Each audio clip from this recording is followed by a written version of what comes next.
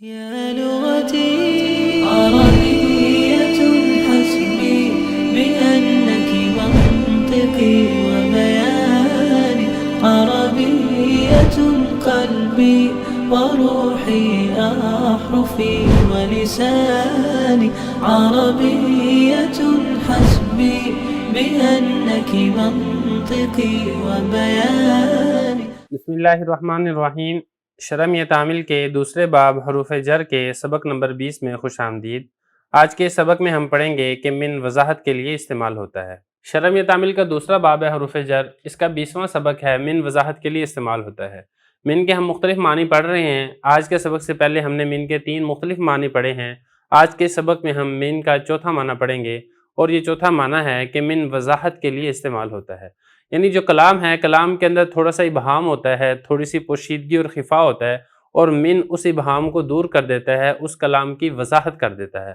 مثال سے بات سمجھ میں آئے گی. مثال ہے اللہ تعالیٰ کا فرمان فَاجْتَنِبُوا الرِّجْسَ مِنَ الْأَوْثَانِ. فَاجْتَنِبُوا اجتناب سے ہے، مطلب تم بچو. الرِّجْسَ ناپاکی سے، گندگی سے، پلیتی سے. جب اللہ تعالیٰ نے یہ فرمایا نا کہ تم گندگی سے بچو. اب گندگی کی مختلف قسمیں ہو سکتی ہیں.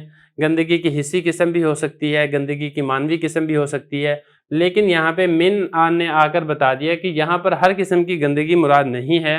پیشاب پخانے کی گندگی مراد نہیں ہے، اس سے تو انسان ویسے ہی بچتا ہے. یہاں پر معنوی گندگی مراد ہے، اور وہ گندگی ہے بتوں کی پوجا کرنے سے بچو. یہ اوثان، یہ وثن کی جمع ہے، اور وثن کہتے ہیں بت کو. تو مطلب یہ تھا کہ مشرکوں کو یہ کہا جا رہا ہے کہ تم جو بت پرستی کرتے ہو، بتوں کی پوجا کرتے ہو، تم اس سے کیا کرو؟ اجتناب کرو، اس کو چھوڑ دو.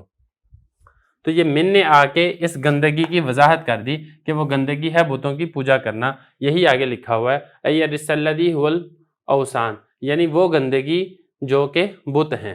تو یہ من نے آ کے بتا دیا کہ من وضاحت کرنے کے لیے استعمال ہوتی ہے. اب ہم اس کی ترکیب کر لیتے ہیں. من للتبیین، تبیین کہتے ہیں بیان کرنے کے لیے، وضاحت کرنے کے لیے، مطلب وہی ہے. یہاں پہ من آپ محذوف نکالیں، من مبتدا ہوگا، لتبیینی ثابتۃ وغیرہ کے متعلق ہو کر پھر یہ من مبتدا کی خبر، مبتدا اپنی خبر سے مل کر جملہ اسمیہ خبریہ. آگے اس نے آپ نے ترکیب ایسے ہی کرنی ہے کہ نحو کو آپ نے بنا دینا ہے مضاف، اور یہ پورا جملہ جو ہے یہ پھر مضاف الیہ بنے گا. مضاف مضاف الیہ سے مل کر پھر مثال ہو مبتدا کی خبر، مبتدا اپنی خبر سے مل کر جملہ اسمیہ خبریہ ہوگا. آگے اس کی دیکھ لیں. اب یہ قولہ تعالی، یہ بنے گا قول، اور یہ پورا آگے والا جملہ بنے گا مقولہ. اس کو ہم نے بنانا ہے قول، اور یہ جو اگلا جملہ ہے یہ بنے گا مقولہ. ٹھیک ہے، قول اپنے مقولہ سے مل کر پھر یہ بنے گا مضاف کے لیے مضاف الیہ. اور جو آگے ہے فَاجْتَنِبُوا الرِّجْسَ مِنَ الْأَوْثَانِ، یہاں تک بنے گا مفسر، اور اَيَّ الرِّجْسَ الَّذِي هُوَ الْأَوْثَانِ یہ بنے گا اس کی تفسیر. مفسر اپنی تفسیر سے مل کر جملہ تفسیریہ ہو کر پھر یہ بنے گا قول کے لیے مقولہ، قول مقولہ مل کر پھر بنے گا مضاف کے لیے مضاف الیہ. اب ہم اکیلے اکیلے کی بھی ترکیب کر لیتے ہیں. قول مضاف، ہی ضمیر مضاف الیہ، مضاف مضاف الیہ سے مل کر ذوالحال، تعالی فعل، ہی ضمیر اس کا فاعل، فعل فاعل مل کر جملہ فعلیہ خبریہ ہو کر ذوالحال کے لیے حال، ذوالحال اپنے حال سے مل کر پھر بنے گا قول. اور یہ جو ہے نا فَاجْتَنِبُوا الرِّجْسَ، یہ فا فصیحیہ ہے. فصیحہ کہتے ہیں کہ جو وضاحت کرتی ہے کہ یہاں بھی اس سے پہلے شرط محذوف ہے، اسی کی یہ وضاحت کرنے کے لیے آ رہی ہے کہ فا کے بعد والا جو کلام ہے وہ اس شرط کی جزا بن رہا ہے. شرط و جزا سے متعلق انشاءاللہ شرح تعمیل میں آگے مستقل سبق آئے گا، ہم وہاں پر سمجھ لیں گے. ابھی صرف آپ اتنا سمجھ لیں کہ یہاں پر شرط محذوف ہے، اذا کان کذالک، یہ شرط ہے. اس کی ترکیب کو آپ فی الحال رہنے دیں، یہ شرط ہوگی، اور یہ سارا جملہ جو ہے یہ بنے گا جزا. شرط اپنی جزا سے مل کر جملہ شرطیہ جزائیہ ہو کر پھر ہم نے قول کے لیے مقولہ بنانا ہے.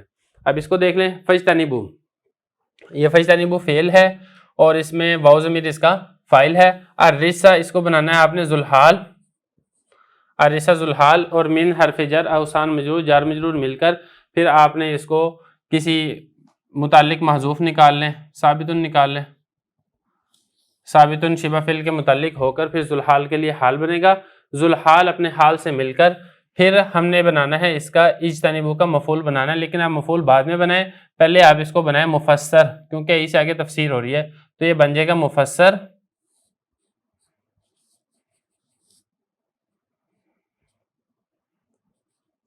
مفسر بن جائے گا. پھر آگے یہی حرف تفسیر ہے. الرِّجْس موصوف، الذی اسم موصول، ہوا ضمیر مبتدا، الاوسان اس کی خبر، مبتدا اپنی خبر سے مل کر، الذی اسم موصول کا صلہ، موصول اپنے صلہ سے مل کر، الرسا اسم موصوف کی صفت، موصوف اپنی صفت سے مل کر، پھر یہ بنے گا مفسر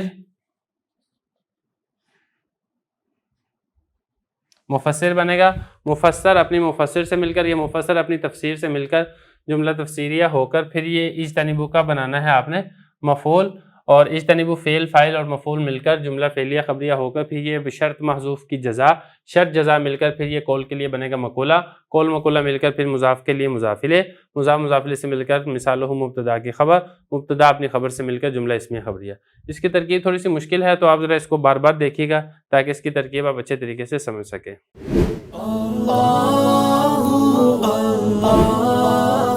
اللہ